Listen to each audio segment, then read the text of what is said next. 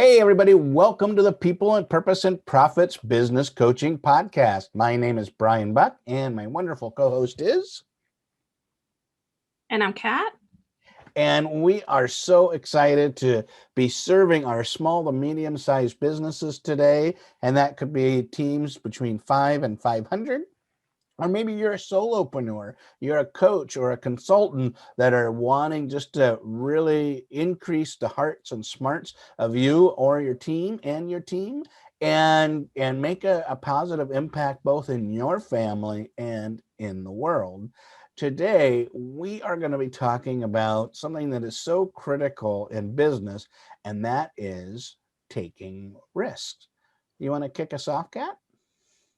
You know what? This was a surprise topic. So, as you're talking, I'm thinking, how is it that we take risks? And, I think one of the ways, especially as coaches, is, outside the box thinking, and when we want to position ourselves, when we, want to create a niche, and also, that transitioning from working a traditional job to actually becoming your own boss, it's a huge risk. And there's a lot of implications, and you have to, make sure that you take into considerations some of the risk factors, right? Because we don't want to go into something blindly. I understand the whole concept of burning your boats, but I do think that there needs to be a logical aspect when you have a family to support, and they depend on you for that, and you also, it's your livelihood on the line.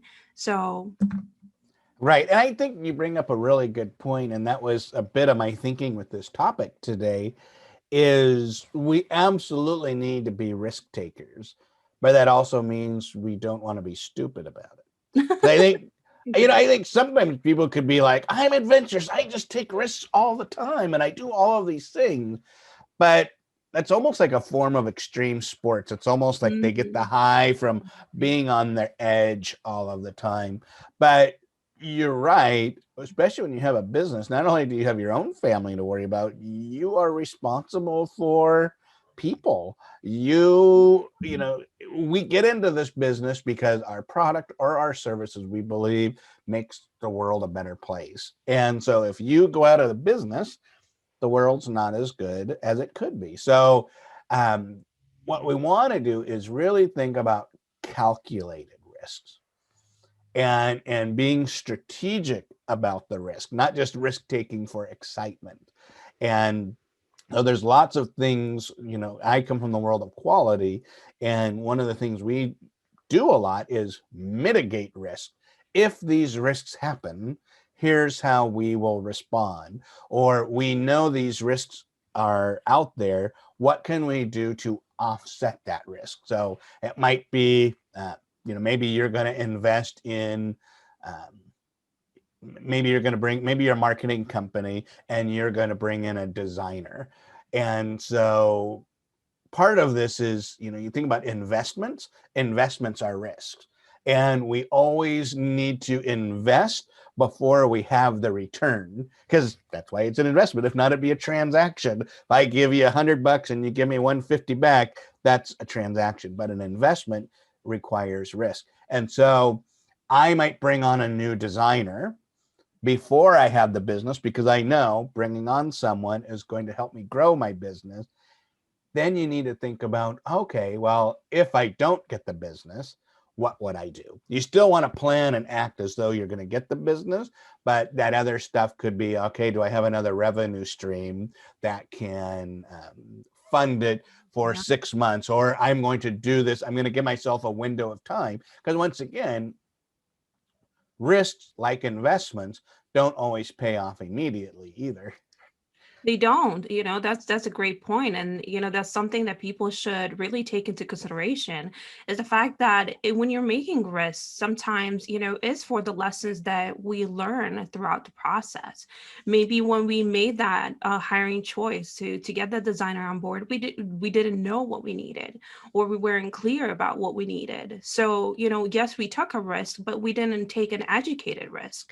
So, educating yourself before you take a risk is, really important. And another thing that came to mind is, can we be too careful when we take a risk, because that sometimes, the biggest growth are in those big risks. And what is a healthy balance? Right. Absolutely. And I definitely always want to say a bias for action. And what I really recommend, and I've coached many people on, is sometimes you don't have to take the full risk. You can take a partial risk. And that meaning I'm going to do a prototype, I'm going to do a beta, I'm going to take this risk for 2 months instead of a year. So you might hire someone on a contract basis and say, hey, if you and I get this right, you're on full time, but we're going to look at 2 months and really give it our all. So I think part of using that prototype strategy, and doing that. The other thing I learned from Tim Ferriss, and I usually do it when I help people with fear, but I think it's really important when you think about conscious intentional risk taking, and he calls it roll the dice. And what you want to do is make a list of all the good that can come out from this risk and all the bad that could possibly happen from this risk. Then you want to go through and determine how likely is the good going to happen and how likely is the bad's going to happen. Because one of the things he teaches is if I have a six-sided dice and if I roll a one, I'm going to lose $100,000. But if I roll a 2 through 5, I'm going to earn 10,000. If I roll a 6, I'm going to get $600,000. Like that's like crazy. But so often we go, oh, I have a chance of losing 100,000. I'm not going to do it. But when you really survey what is potentially possible, this isn't just wishful thinking. It's what do you know of the market? What do you know of your customers? What do you know of your own capabilities? If you know you have 5 out of 6 chances of winning, that also helps you kind of get past that analysis paralysis and gets you started on making your prototype, making your beta, or just launching. And no matter what happens, you'll be able to recover and adjust because you pre-thought that through. Yeah, and it's such a beautiful analogy. And I often think that fear is the one that kind of, stays stuck in that number one. And like, you know what, that's going to happen to me. And really pay attention to that, especially if you want to grow your business, if you want to help your customers, if you want to advance in what you're doing. You're going to have to be willing to step out of your comfort zone. And I think really that that's what that number one represents in terms of a mindset, right? Yeah. Oh, yeah, for sure. Because if you think about it, there is always risk to get to the next level. Um, Forgetting, Rachel Hollis, I heard on her podcast couple of years ago, she was talking about going from single digit millions in her business to double digit, like going from 7 million to 10 million. She said was such a big difference for her and her company. And it's easy when you're making $7 million to say, that's good enough. I'm fine. But the fact that she wanted to have that greater impact and wanted to be able to do more in her community by being able to hire, she had to take risk to be able to get to that other level. So um, I think fear of success also could be like a piece in there that makes us risk adverse.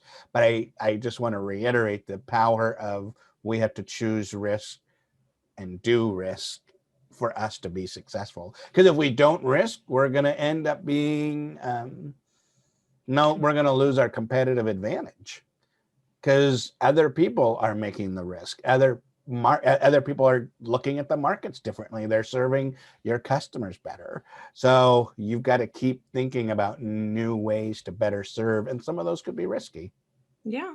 And from an individual standpoint, too, is thinking and knowing that you can only grow by pushing those boundaries, by challenging your limitations. One of them, like you said, is challenging that fear of success.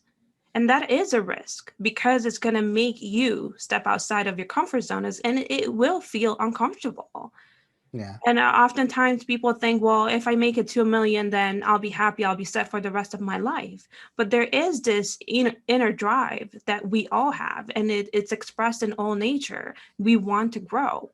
And in growth, there is that risk taking, especially as human, because, like you said, we have a choice. Unlike Hmm. anything else in nature, we have a choice, You're just right? making me think, oh, we totally have a choice. For some reason, you're making me think, you know how they always show like the successful entrepreneur sitting at the beach drinking something? I would love like the word balloon of their thoughts going, oh crap, if I don't get out there and start doing this, I could lose it all. Like the fact that, you know, losing 100,000 might not seem like a lot to someone who has $1 billion, but now they have a worry of losing billions. So there is always that. So I just like it'd be funny to see what people are thinking, because we are never, I mean, we're going to rest and relax, but we are never going to stay at the beach, if that makes sense. We're Right. never just going to be like, oh, it's all cool and easy from here. Because if that is, we're going to get bored really quick. And here is a thought that came to mind as you're speaking. Um, we often believe that not taking action, we're not taking risks. But if you honestly think about it, you take a risk of how much you're losing and leaving on the table. And I know we Yep. talked about this, and it's so important because people often focus on what they can make, but they don't focus on what they're leaving on the table when they're not taking action, when they're not putting themselves out there, when they're not stretching themselves and taking those risks. Right. Yeah. Like how, because I work with businesses on increasing their average ticket, increasing their amount of customers, and increasing repeat sales. How long do you want to wait where you're not getting those results? Because that's all. I mean, because that's another way of putting it. And one of my favorite coaching questions is, if you say yes to this, what are you saying no to? Or the reverse is, if you're saying no to getting someone to be able to help you get this faster, what are you saying yes to? You're saying yes to, my income is good enough, my company's good enough, and knowing that you can actually make it go further faster. Uh, Risky, but pretty proven that a few things, the clients I've worked with, that it's very, very possible, very doable, and it's an investment that pays back. And you know what? Place a bet on yourself. Oh, I love that. Place that Yeah, bet on yourself because you're worth the risk. right. Yeah, and your customers are worth that risk. There we go. This is how you put it all together, right? One Yeah, idea after another, build it on top of each other. And you've got, amazing advice. If you're listening to this, I really would love our listeners to take this to heart, because it is important that you get yourself out there, not just for yourself, because ultimately we can't get something for nothing. We want to do our best, not only to improve our lives, but to improve the lives of the people who are using our services and products, right? right. Yeah, that's the middle part of our podcast, purpose. So it's our purpose to serve more, serve better. And the only way we can do that, like when you're talking, the reward is usually in proportion to the risk. Low risk, low reward. And that's kind of the slow growth, which is good, especially when you're starting, because everything's in baby steps. But then if you want to take it to another level, you want a higher reward, then that means a higher risk. So, do you believe that as we grow, so does the risk, like as we grow as a person and as a business, so does the risk? Or do we learn and we, Yeah, I'll go ahead. yeah, no, I think you get the idea, right? Right. Yeah, I think the risks are always available to us. We can risk as much or as little as we want. I think as we grow, we get better at taking More risks, educated. Mm-hmm. right? And trusting ourselves. And like I said, it isn't just mindset. I mean, mindset is huge, the whole fear and taking it, but then you also need the skills on how do you how are you really measuring that risk, and is the risk to reward worth it? Like, you want to be very strategic about it as well. And so I think as you get those skills, you get to take better risk, and you also know how to recover if the risk doesn't go as you want as well. So like I said, I think risks are always available to us. It's just our ability to do it. I would say as we increase our money, our influence, there is uh, more to lose, if that makes sense.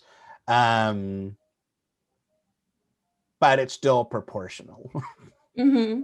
And what do you? I would love to pick your brain about this. What is the reward? Like, what is the biggest reward on taking risks?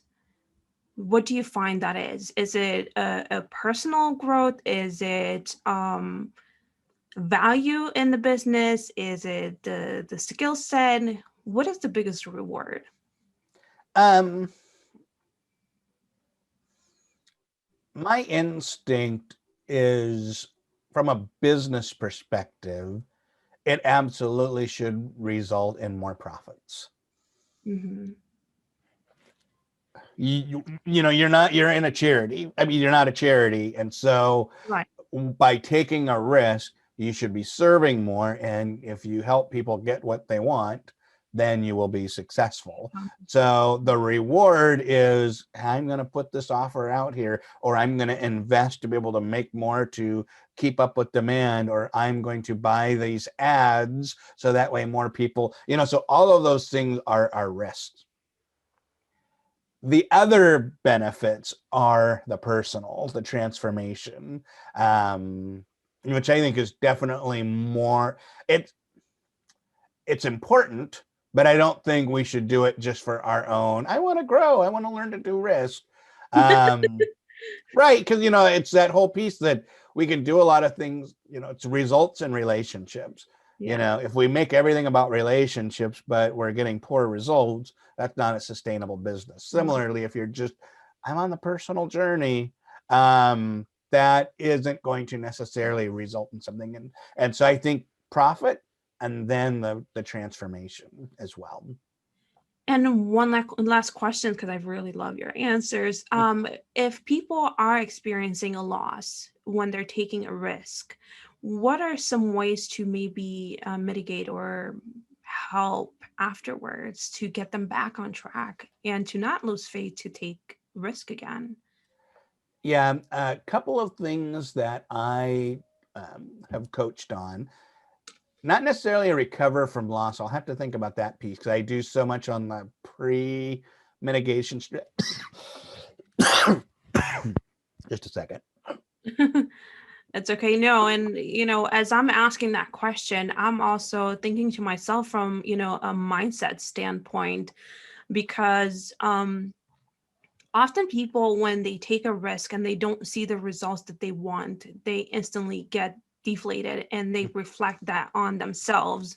And I want to say it has nothing to do with it. It has everything to do with the fact that you were willing to be, to go out there, but to not take it lightly and look at what you've maybe miscalculated, or maybe some of the things you didn't take into consideration when you took that risk. That will help you, right, to make better choices, but don't allow the fact that you had like didn't get the results that you want when you took a risk keep you from making and taking other risks in the future. No, I love that. No, that's so true. So back to what I was going to say before I couldn't breathe. Um, It happens. yeah. So one is, I always want to help businesses ensure that they have enough cash flow that the basic needs are met. Like, you're not going to go to Vegas, throw your whole wallet down and your life saving, and you're say red. Like, you're still going to. So I think even if you lost a bit, it's not going to demolish your whole company. And so if you have enough income streams that are taking care of your, keeping the lights on, keeping care of payroll, then that frees you up to be able to take more risk. And so if you lose everything, you're still okay. I think the other thing to kind of go into what you say is if they do and they lose it, and they maybe lose to where they are at negative cash flow, and you're like, where's the rent? Where's the payroll going to come from? I think there's many options. If you've been successful, you might be able to do loans. You might be able to make arrangements. Maybe you could talk to your landlord where you're coaching. I mean, there's a lot of things you can do with that. But one of the most powerful lessons that I've learned in my entrepreneurial journey is you can always create money, but you can't create time.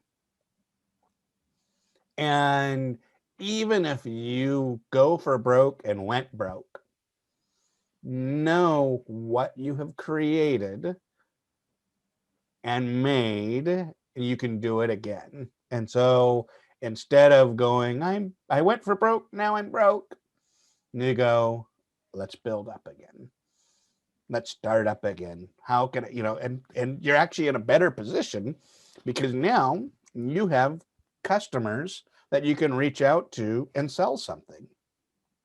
I think Yeah. Russell Brunson in One Funnel Away, he has a Mhm. great story about he went, I think he was in that same situation.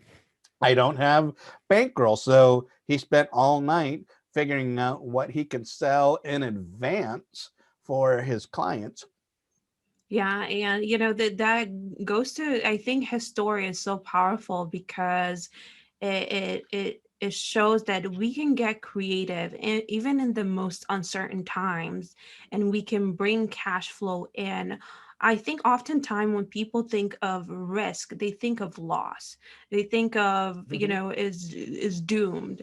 And if you change your mindset, and like you said, I love the fact that you said it's an investment. When you think of it as an investment that, might not pay right away, but it has such great potential in the long run, then all the effort and all the little deviation from the plan or all the roadblocks that you encounter will seem less significant. Right. Okay. You might lose cash, but you usually don't lose your assets. And your assets you can turn around to make money again. And I want to pick your brain with one more question.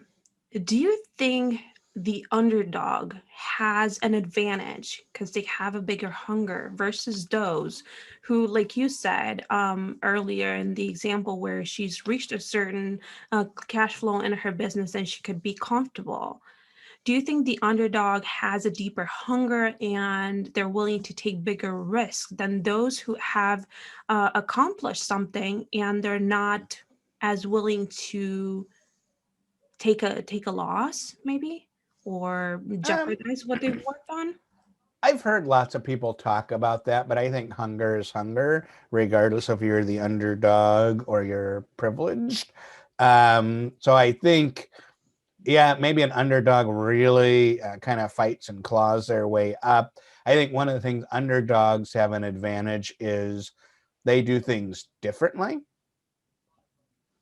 because once you achieve a lot, you kind of start to systematize some of it. And we Mm, often fall in love with our own systems, where an underdog doesn't have that. So they figure out new ways of doing things. That's I kind of love where the it. whole idea of disruption comes from. So I think underdogs have a disruptive aspect. Yeah, that is super powerful. As you're thinking about that, I really do think underdogs do have that creative aspect, the disruptive, the innovation mindset. Yeah. But hunger and risk taking should be at any level. Yeah, I agree. Well, you know what isn't a risk is subscribing to this YouTube channel and or listening to us on your podcatcher of choice. We also have an amazing Facebook group where we post episodes every week, and you can interact with Kat and I or other business owners. And we just touch the tip of the iceberg for how to deal with risk. There's so much more to really go into and customize in your business. Something Kat and I would love to work with you directly on, or within the group. You can work with other business owners like yourself and learn and grow and help your business be more successful. So thank you, everybody. Take Thank care. you.